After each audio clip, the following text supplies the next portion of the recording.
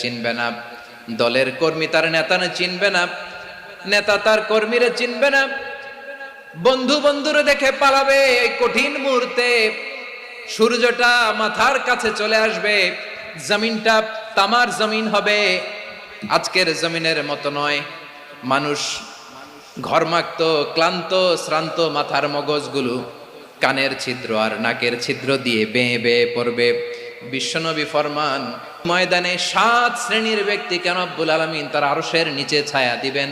তার মধ্যে প্রথম শ্রেণীর ব্যক্তি হলো ইমামুন আদিল। ইমামুন আদিল, ন্যায়পরায়ণ শাসক, যে ইনসাফের সাথে বিচার করে, যে জাস্টিস সমাজে সার্ভ করে, যে সুশাসন নিশ্চিত করে, ওই ইমামুন আদিল। আদিল শব্দটা বুঝছেন না? ইন্নাল্লাহা ইয়া'মুরু বিল আদল। পাইছেন?